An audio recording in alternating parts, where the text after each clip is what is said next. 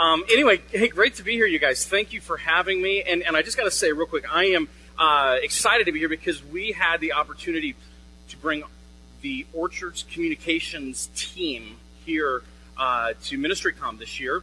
And I got to tell you, these last couple of days have been just a great time. You know how it works. I mean, just great time of bonding, great time of just team building for this group of communicationists, specialists, whatever we are. And in fact, I'd like you to meet the Orchards Communications team. So would you welcome them here this morning? Would you welcome them? Go ahead.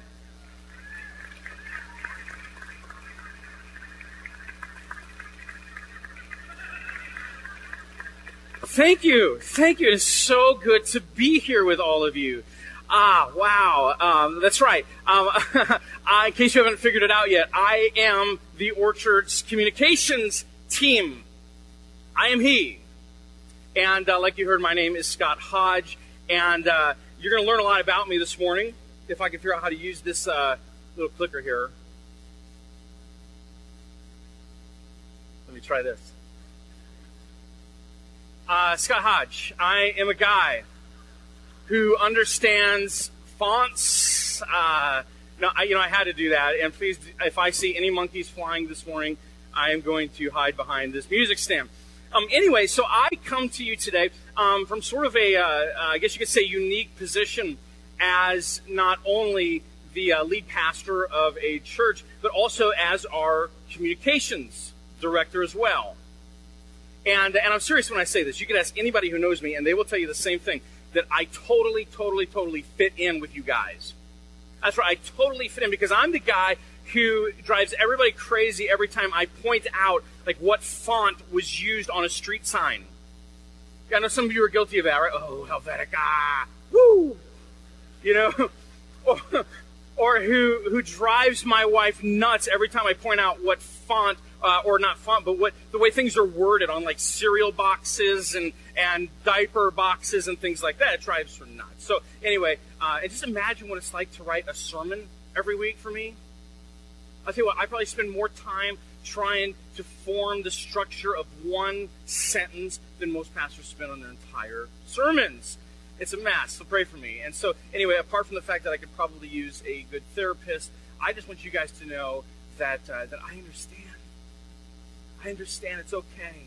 And even though everyone else in your life thinks that you're absolutely crazy because of how anal you are about everything, I just want you to know it's okay. Everyone say it's okay.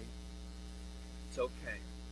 So anyway, in all seriousness, I do come here today as both a pastor and as someone also who really does understand the value and the necessity of what it is that you all do.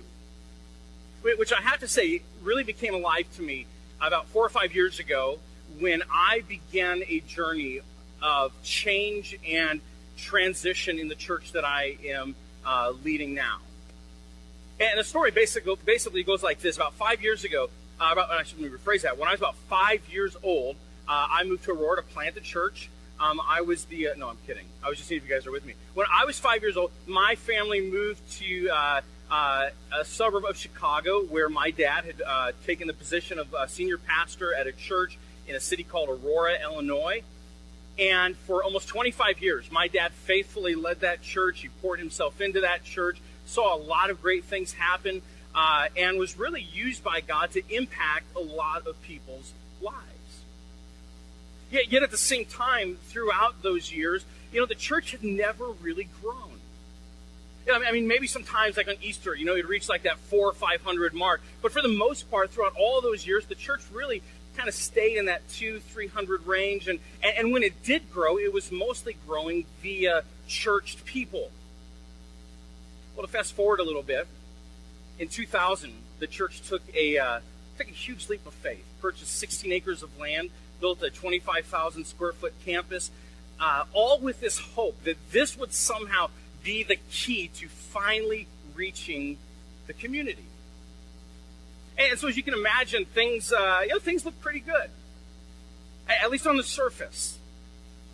Because the reality was things weren't so good. In fact, this was probably the most miserable and depressing season of my dad's ministry in all of his 25 years in this church. Because as much as he knew that a new building was exciting and great and all of that, he also knew deep down in his heart that there was no way that just building a new church building was going to solve all the issues of trying to finally reach their community.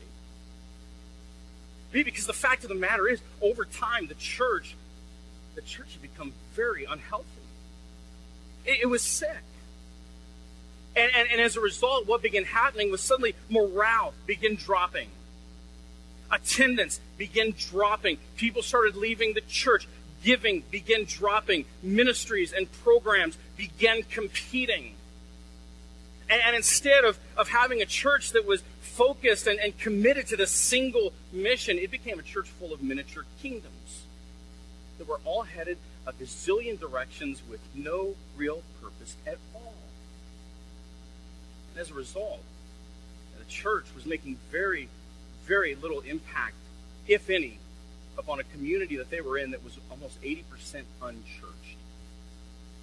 And it was during the season of frustration and crisis in my dad's life when he began sensing that God just kept saying the same thing over and over and over to him. And it was this: Larry, one day when you stand before me, the question is not going to be how comfortable were your people in their Christianity.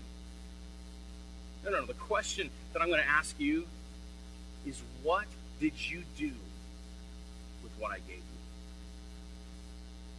I'll tell you, it was that question right there and the honest realization of where things were at that birthed this sense of urgency in my dad's heart to see this church awaken to the opportunity and the mission that God had called him to. Of course, the problem was he had no idea how to do it.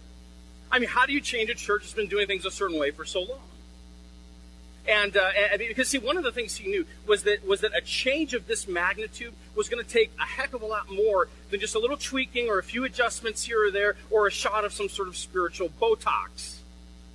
No, I mean, he realized that what the church needed the most was a complete change in culture. A complete change of hearts and mindsets. And so, to make a long story short, my dad called me and asked me to come and work with him at this church. And like all good sons do, I said no multiple times. And I began a long wrestling match with God. Have any of you ever wrestled with God? And you ever notice that he wins every time, doesn't he? And so anyway, so finally, after giving into God's will, we dove deep into this world of change and transition. In fact, not only did we dive deep, but we also, we dove fast. Matter of fact, probably the best way to describe it, it was like we took an 80-year-old church that had severe blockage in just about every artery and performed open heart surgery using very little anesthesia. Which, as you can imagine, just felt so great and refreshing to everyone on the inside. And so, of course, everyone was so happy. Everyone just embraced the changes with gladness in their hearts. And I am just a big fat liar. No, it didn't work that way. No way. I'm going to tell you something. The days and the weeks and the months following our transition were the most painful times of our entire life. Because, see, here's the thing. This wasn't just about changing the style of music or cutting back on a couple of programs here or there or simply trying to just change the church's name. Although I will say, based on how some people reacted, you would have thought we were trying to change the church's name to something crazy like, First Church of the Nike-wearing, Kool-Aid drinking, cross-dressing Branch Davidians or something. Whew. No. This was so much bigger than that. No, I'll tell you, the biggest challenge, you know what the biggest challenge was? You know this. The biggest challenge was changing the way people thought about church. And the purpose behind it. And see, one of the things we discovered, that what we essentially had was we had a church that really did say a lot about how they wanted to reach people who were far from God. But the problem was we wanted it to be all on our own terms. And so it was like, yeah, we want to reach people who are far from God, but they better like our music. but they better like our church service times that are convenient for us. Or we want to reach lost people, but they better dress how we dress. Or they better really appreciate our Christian culture or be able to interpret our Christianese language that we love to speak. The problem was, it was all on our own terms. And so, see, we knew that the kind of change that was needed was going to be this deep cultural shift in the way that people thought about church and why it exists and who it exists for. And so because, as we all know, change is not easy, and because not everybody agreed with our new direction, we began losing people. And we began losing people a lot faster than we were gaining people. And so not only were we losing people, but we were losing their giving, and before long, we almost lost everything. As a matter of fact, there were multiple times I can remember sitting in my dad's office, and we'd have these conversations like, this weekend could be our last one. But as difficult as things got, and as painful as the journey was, there was something inside of us, and some of you know exactly what I'm talking about. There was something inside of us, and when I look back, I know that it had to be from God. It was like this bulldog tenacity, this resiliency to keep hoping, to keep praying, to keep pushing forward to what we really believed was the right thing to do. Because isn't it funny how people try to talk you back into doing what you used to do? Hey, at least 10 people showed up to church.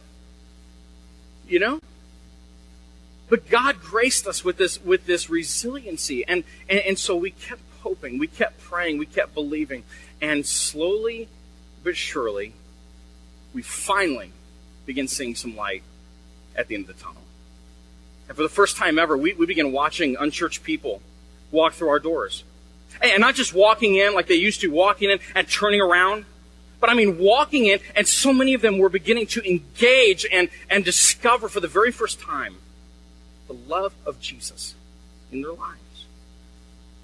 And as a result, the number of people getting baptized began to go up.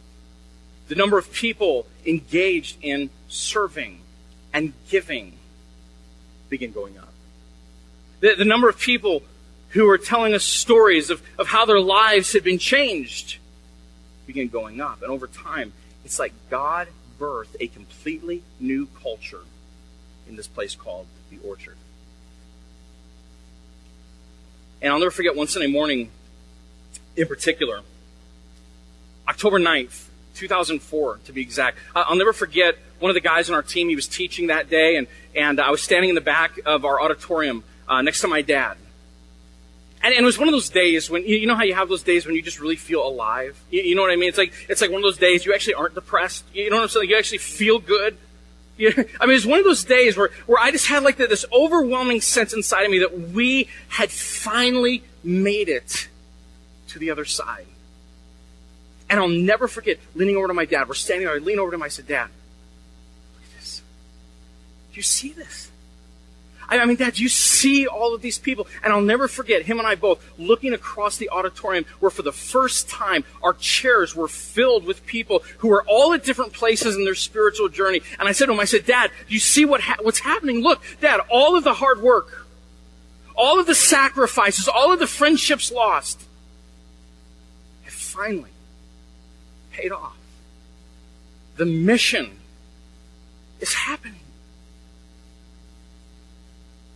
Together from the back of that room, my dad and I shared in this quiet moment of thanksgiving to God for all he had done. And I'll tell you, I'm so thankful for that moment. Because little did I know that 3 days later, October 12th, 2004, at the age of 60 years old, that my dad would suffer a very sudden and fatal heart attack. And you can plan for a lot in transition, but there's just some things you can't plan or prepare for. And so then about 3 or 4 months later, I did something that I would have never imagined I would do in a million years. I accepted God's call to become the next lead pastor of the Orchard community. And I have to say, what a journey it's been. And I can tell you that today we are a new church. We are a healthy, thriving, growing church that is reaching. In fact, the last time we did a survey, we discovered that almost 70 to 75% of the people we're reaching are from either a completely unchurched background or from a de-churched background, meaning they were maybe raised in church but had walked away from church. And these people, I'm telling you, are learning and experiencing what it means to be followers of Jesus. In fact, a few weeks ago, I was reminded of how powerfully God has been moving when we had the amazing opportunity to baptize over 120 people who wanted to publicly declare their faith in Jesus Christ. I'll tell you, God has done some great things, and I'm so thankful. And there's no way that you can go through something like that and not walk away having learned some pretty interesting lessons, some pretty significant lessons throughout that journey. In fact, ironically enough, I was thinking about being here with you all, and I was thinking about how much during that time my role was basically what you all do here. I mean, I was the communications director during this whole journey of change and transition. And because of that, there were some huge lessons that we learned, some huge lessons that I've walked away with and that I'd like to take some time just to share with you today. And I'll tell you, part of that for me was learning something really interesting that has to do with what our role is and what our role is not. And I'll tell you, one of the things I learned was that in my role of communications at that time, one of the things that my job was not about, and I learned it very quickly, was that my job was not to decide or dictate vision. That's right, my job was not to decide or dictate the vision of the church. No, see, that was not my job. But what my job was all about was about translating and clarifying the vision so that people could actually get it. I mean, that was my job. Okay, translating and clarifying the vision so that people could actually get it. Because look, I mean, let's just be honest. First of all, do you realize how huge of a responsibility that is?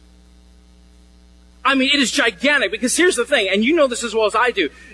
It does not matter how great, how grand, or how spectacular a vision is. Listen, if people don't get it, it really doesn't matter. Doesn't matter. And see, so that's why what each of you do here, your job when it comes to communications, you need to know is so important. It is so significant what you do. In fact, I love this quote from Bill Hybels. I can't believe that was up there the whole time. Was that font thing up there the whole time? Wow. How'd you hear one word I said? That's amazing. Could you hand me my water? I love this quote from Bill Hybels. It's from his book, Axiom. He says this: sometimes whole visions live or die on the basis of the words that a leader chooses for articulating that vision. Go ahead and write that down if you're taking notes, or just keep an eye on it for a second. Sometimes whole visions live or die on the basis of the words that a leader chooses for articulating the vision. And see, here's the thing. While you and I both know that what we do here goes so far beyond just words, the bottom line is that the vision will not succeed if people don't get it. And let me just be really honest here. Okay, listen, most leaders, most pastors need someone like you by their side who can help them communicate that vision effectively. Most pastors need that if the vision is going to get understood by the people. And here's why that's so powerful. Listen, this is huge. When you have a leader who really, when you have a leader who hears and gets a compelling vision from God, and when you have a communications team that is creative and committed to doing everything within their power to ensure that the people get it, man, I'm telling you, what you have in front of you are the ingredients for God to do something spectacular. I mean, what a combination. Because see, then a couple of things happen.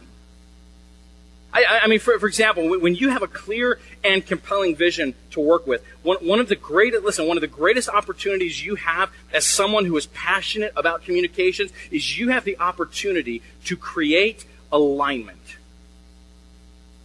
That's right. One of the greatest opportunities you have as a communications director or someone who serves on a communications team is the opportunity to create alignment.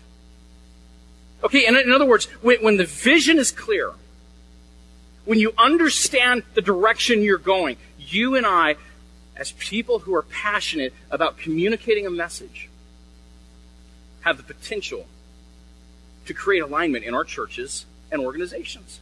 In other words, we're able to look at things that happen on a day-to-day basis and ask the question of, okay, look, is what's happening here consistent with what we claim to be as a church? Does this line up with our mission? Does this line up with who we say we are? Is it consistent? But before you go there, you have to clearly understand where it is you're going, right? I mean, let's face it. I mean, I think a lot of times we as leaders, we assume that people know where we're going, when a lot of times they don't. I love Andy Stanley talks about how vision is not sticky. It does not stick. You have to cast it and cast it and cast it over and over again. But you have to know where you're going. In fact, I would say that there are probably 3 primary questions that you need to know the answers for if you're going to be effective in your role as a communications person. Okay, let me tell you what those are. 3 questions that you have to have the answer for. Now, you can't necessarily answer these questions because these are questions that really your senior leader needs to be able to answer. But these are important questions that you need to know the answer to if you're going to be effective. And here's the first one. First question, huge. Who is God calling us to reach? Who is God calling us to reach? Or maybe a better way of asking that question is something like this. Who has God uniquely equipped us or positioned us to reach effectively? Who has God positioned us or uniquely equipped us with the ability to reach effectively? And I'll tell you, this is a huge question. See, for us, one of the things we came to realize was that the last thing that our community needed was just another church that was going to reach Christians. And I'll tell you, I mean, here's the thing, there were already tons of churches doing an outstanding job at reaching Christians. And so we decided that we were going to be a church that was going to reach unchurched people who are not in church anywhere. And of course, the implications of that are huge. And so the first question I think that has to be answered is who are we called to reach? And don't give me the lame answer of everyone. No. You're not going to be able to reach everyone. Try it. See what happens. You can't. And so the first question, who's God calling us to reach? And then once you know the answer to that question, by the way, I just love this chair. I've been wanting to do that for like the last 3 minutes. Ooh, excuse me. Okay, I had to undo it. Okay. I'm loosening up now. My ADD is starting to go. Okay. Who's God calling us to reach? Once you know the answer to that question, then you will be able to ask or get the answer for the next one, which is this. What is it going to take to reach them? Okay? Who's God calling us to reach? And then what is it going to take to reach them? Or maybe a better way of asking that, okay, is asking the question this way. What is it that we need to stop doing in order to effectively reach the people God's called us to reach? Can I tell you something? When we started on our journey of change, we really had no idea where we were going. We just knew what we didn't want to be. You know what I'm saying? And so we just began by stopping doing the things that were causing us to be who we didn't want to be. I can't believe I got that all out. So we just began stopping doing the thing. And I'll tell you what, as is the case, I think with most churches. You did that for me. Thank you. I'm not used to this. Can I just let you guys take over? Okay, cool. And I'll tell you, as is the case, I think, with most churches who feel called to reach unchurched people, what we discovered was that probably around 90% of what we needed to do in order to start effectively reaching unchurched people involved putting a stop to a bunch of things that if we really got honest about it, we came to realize were not helping us to reach those people whatsoever. I'll tell you what, you start getting in trouble when you start asking questions like, why? Why are we doing this? Why? It's a tough thing to start doing. Ask questions, it will get you in trouble. And don't get me wrong, I'm not saying that all programs are bad or ineffective. I mean, there are probably one or two that are good. No, I'm kidding. But I can tell you this, that it would probably do most of our churches a world of good to simplify and put more focus in fewer areas that would in turn then help us to be even more effective in reaching the people God's called us to reach. And see, that's part of the reason we try to be very, very clear at the Orchard about what our mission is. We tell people all the time, hey, this is the kind of church we are. You know what? We're not really trying to reach church people. That's why we don't have all the programs that church people are looking for. I mean, let's be honest here. I mean, okay, this isn't, okay, my ears are starting to get red. That means that I'm going to start preaching, and I'm from a Pentecostal background. And that means that if someone wants to get on the organ in a few minutes, just, okay. Anyway, see, here's the thing. For us, what we had to do is we had to start helping people understand what kind of church we are and who we're trying to reach. And so we constantly say to people, this is who we are as the Orchard. We are a church that is really passionate about reaching unchurched people. Yeah, but then what happens when they turn church? No, that's not our goal. It's not to turn people into churched people, unchurched people into church people. It is trying to turn people into being followers of Jesus. And so we just try to be very clear. I mean, and here's the thing. It's funny because the only people that really want all the programs are the Christian people who are trying to come to your church because they're offended at the last church they were at. Okay, maybe not all, but a lot of them. I mean, when's the last time an unchurched person walked in your church, an unchurched woman walked in your church and said, excuse me, I'd like to know, do you guys have women's ministries? No. When's the last time a parent walked in with their kids and said, hey, do you guys have Kiwanis here? Kiwanis? Awanas? What is it? Awanas? Do you guys have Royal Rangers here? No unchurched person has ever wondered about that. No. And so we just decided, you know what, since we're going to reach unchurched people, we don't have to do all the programs that church people expect. I had someone this family walk in a while back, and there was there were like 43 of them or something, and they walked in and they said, we are looking for a church that's going to be able to meet all of the needs of our family. And of course, one of our staff was standing near me, and they just went, oh, dear God. And they walked away, and I said, this probably isn't going to be the best church for you. In fact, really what it sounds like you're looking for is more like a health club. No, I'm kidding. I didn't say that. But I thought that. And I was going to Twitter that, but I didn't. Okay, so anyway. And so we have to be very clear. And so we said, you know what? This is who we are. This is what our mission is about. And we just realized that we're not going to be the right church for everyone. And that's okay. And see, my philosophy is the sooner that I can help someone figure out whether or not we're the church for them, the better. The better for them, the better for us. I mean, I'd rather someone discover that we're not the right church for them after 2 weeks or 3 weeks or 4 weeks than after 2 years. After they've gotten involved and built a gazillion relationships, and we're just pretty angry most of the time anyway. And so we just try to be very clear. So, who is God calling us to reach? What is it going to take to reach them? Okay, or in some cases, or maybe another way of asking is, what do we need to stop doing? Or in some cases, what do we need to start doing? Because there are some things we could start doing better, I'm sure. And then lastly, the third question that I think was so essential for us to have answered was this one.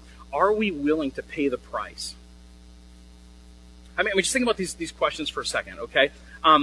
Who is it that God's calling us to reach? What is it going to take to reach them?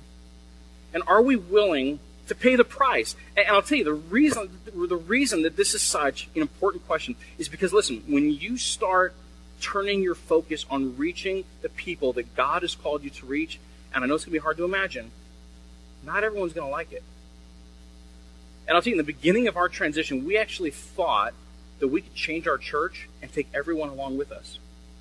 In fact, there was a period of time where we started making a lot of changes and no one was leaving, and we were like, oh, wow, this is the favor of God on us, until they started leaving. Because, see, not everyone's going to like the direction you go, and which means it's going to cost you something. For us, it cost us our reputation with a lot of pastors in town who said, they're compromising. They're putting the Holy Spirit out on the back lot. Which actually, our back lot's pretty nice. It's a nice wooded area, and so, no, I'm kidding. Friendships, finances, people who my dad had dedicated their children, had done weddings and funerals for their family members who just, and you guys know everyone leaves churches so well. No, they don't, do they? I mean, some do, but not many. So first of all, are you willing to pay the price? And I think, first of all, your leader has to be able to answer that question. Am I, as the leader of this church, willing to pay the price? Because that's going to cost him or her the most. Are they willing to pay the price? Because if they're not willing to pay the price, forget it. Forget it. And see, that goes back to what your job is and what it is not. You cannot initiate transition or change in your church. It has to come from your leader. It has to. Now, you can help your leader, and you can help build courage in them, and you can lead up and influence them in huge ways, but you cannot make that decision. That has to come from your leader. And so the leader has to ask that question, am I willing to pay the price? But then secondly, as someone who feels called to support that vision, it has to go to you. Are you willing to pay that price? And so anyway, these are huge questions. And you know what? These questions cannot be answered in an hour. So don't leave here and go home and try to take your pastor out to lunch and ask him these 3 questions. Because, first of all, he will choke on his fish taco. And then he will fire you. Anyway. But here's what I want you to see. Listen. Once you have these 3 questions answered, once you know the answer to these questions, who is God calling us to reach? What's it going to take to reach them? Are we willing to pay the price? Then you have the opportunity to really bring alignment. Then you have the opportunity to say, okay, we have this new thing we're starting, this new program, this new ministry. Help me understand how this supports our mission. Help me to understand how this aligns with what it is that God's calling us to do. And you know what? Those questions for your senior leaders are great questions to ask them. As long as you do it in the right way. I mean, don't let your frustration come out, because I understand that. But I mean, do it in a way that your heart comes across with humility of saying, you know what, I want to make sure that I'm doing my job to the best of my ability, but in order to do that, I need you to help me understand, how does this ministry, how does this program, how does this event align with our mission? Help me to understand that so I can be more effective in what I'm here to do. And of course, as you begin to do that, as you begin to bring alignment, one of the things you discover is that everything matters, doesn't it? Everything. I mean, all the little things that everyone thinks you're so anal about really does matter. Everything, even the small things, like graphics, or the way things are worded, or who does or who doesn't get a place in the bulletin, or on the front of the website. I see a lot of heads going like this. I'm touching some areas here. Woo. Because here's the thing, because it all matters. Everything matters. And this is the second incredible opportunity you have, is that you have the opportunity to create culture. Would you say that with me? Create culture. You have that opportunity. And most of you know that when it comes to the cultures in our churches and organizations, man, that culture becomes created by everything from what we choose to publicly celebrate. I mean, you really got to think twice about who and what you're going to celebrate as a church, because you're speaking volumes about what it is that you value. I mean, it has to do with things like who and what we allow to have influence in our churches. And even the small things. I mean, the way things are worded. Can I tell you something? For us, in the first several months of our transition, we ended up scripting everything that was spoken from the pulpit. Everything. I kid you not. Every sermon, I went through word for word to make sure that we weren't using too much Christianese language. I was looking at it to make sure that it was aligning with what now, I'm not saying you should go back and tell your pastor, hey, make sure you give me your sermon by Fridays at 3 o'clock so I can review it. Okay, no, don't do that. Now, if he lets you do it, great. And if you're in the process of change and you're trying to change your culture, that's not a bad thing to do. And so anyway, all of these things help to create culture. Now, this is especially true when it comes to the way we explain decisions and cast vision. I mean, it's huge. That's why things like language are so important. It's why for us at the Orchard, we were intentional about scripting everything out we could, because we knew that we had to speak the same language. We knew that we had to use the same words if we were truly going to change and go the direction we needed to go. We also learned the important lesson of making sure that people who we were communicating to understood not just what we wanted them to know, but why it was important. Okay, what I'm talking about is the why behind the what. It is huge. The why behind the what. In other words, we made sure that we were not just saying things like, we need to have happy people at the doors. No, listen, why? Why do you need happy people at the doors? Because, listen, here's the thing. Most of the people who are walking into these doors have no idea what to expect. They're scared to death, and a lot of times there are walls and defenses up, and so we can either reinforce those walls or we can help tear them down. That's why standing at the door, smiling and greeting is so important. See, suddenly you're excited about doing it because you understand the vision behind it. Same thing with a coffee bar. Why do we have a coffee bar in our church? I mean, why do we need to have great coffee? Well, because your pastor has a caffeine addiction? No, that's not why. Because this is another tool that will help us to tear down walls and defenses, and it also wakes the first service people up a little better. And it creates a great point of connection for people. And it helps, you know what? I can say things to people, and they can digest it a lot better for some reason when they have a cup of coffee in their hand. It helps to tear down walls. Same thing with why we're stopping certain programs. I mean, it's not just we're going to stop that program. No, help people understand why. What is it? Why is it that you're doing what you're doing? I'm telling you, these things really do make a difference. Here's the thing. The more that people understand the whys behind the whats, the more consistent everyone is with things like language and the words they speak, the clearer it will be for people to see where you're going. And over time, that culture that you're trying to create in your church, that will allow you to reach the people more effectively that God's called you to reach, will be formed and will evolve. And as a result, God will be glorified. Because his mission will be going forth on this planet as we work together to bring what's up there down here. Thanks for letting me be here, guys. Appreciate it.